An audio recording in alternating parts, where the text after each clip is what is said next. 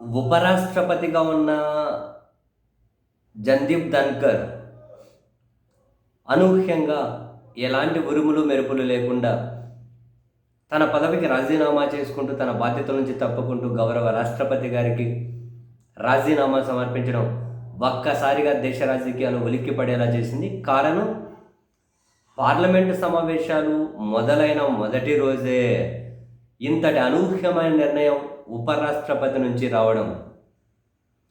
సరే, కారణాలుగా తన ఆరోగ్య పరిస్థితిను హెల్దీగానే ఉన్నారు కనిపించేంత వరకు ఓకే.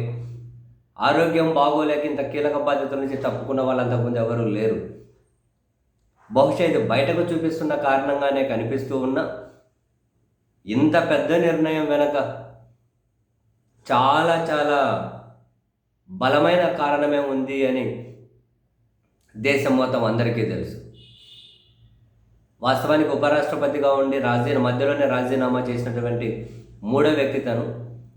అంతకుముందు ఇద్దరు వివి గిరి, వెంకటరామన్ వీళ్ళు చేసిన రాష్ట్రపతిగా పోటీ పడడం కోసం వాళ్ళు చేశారు.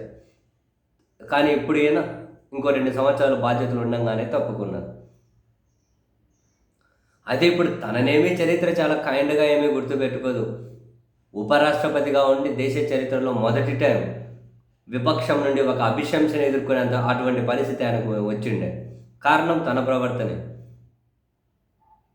ఒక సామాన్య రైతుగా, సామాన్య న్యాయవాదిగా కేయును మొదలెట్టి ఉపరాష్ట్రపతి వరకు వెళ్ళినా కూడా ఆ హుందాతనం మెయింటైన్ చేయలేకపోయారు అనే విమర్శలు భారీ ఎత్తునే ఉన్నాయి. పూర్తిగా భాజపా పక్ష నాయకులుగానే ఆయన వ్యవహరించారు అని. జయా బచ్చన్తో సంవాదమైన, రాహుల్ గాంధీ గారి మీద తనని ఇమిటేట్ చేసుకుంటూ మాట్లాడిన, మమతా బెనర్జీ గారి మీద మరొకటన్నా, మొత్తం మీద బీజేపీ వ్యతిరేకంగా ఎవరైతే ఉంటారో ఈయన ఉపరాష్ట్రపతి చైర్లో కూర్చొని కూడా తన బీజేపీ బాబాజలంతో మాట్లాడిన, డైరెక్ట్గా సుప్రీంకోర్టు మీద విమర్శలకు దిగిన ఆయననేమి చరిత్ర కైండ్గా గుర్తుపెట్టుకోలేదు, వేరే విషయం. అయితే ఇప్పుడు ఎందుకు రాజీనామా చేశారు అంటే 75 సంవత్సరాలు వచ్చిన తర్వాత హుందాగా తప్పుకోవాలి అని ఆర్ఎస్ఎస్ చీఫ్ మొన్ననే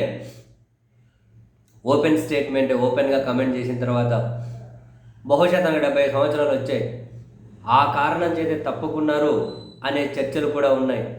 అదే నిజమైతే నెక్స్ట్ ప్రధానిగా ఉన్న నరేంద్ర మోదీ గారు సెప్టెంబర్ 17కు 75లో పడిపోతారు. కాబట్టి తాను కూడా ఇంకా రాజకీయాల నుంచి అంటే తన బాధ్యతల నుంచి తప్పుకోవాలి అనే డిమాండ్స్ అంతర్గతంగానైనా ఆర్ఎస్ఎస్ నుంచి అయినా బీజేపీ నుంచి అయినా కూడా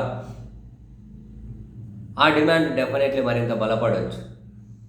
సో ఉపరాష్ట్రపతి గారి రాజీనామా, ప్రధాని నరేంద్ర మోదీ గారు రాజీనామా చేయాలి అని డిమాండ్ చేస్తున్న వాళ్ళకు మరింత బలమైన దారి చూపిందా అంటే నిస్సందేహంగా అవుననే చెప్పచ్చు.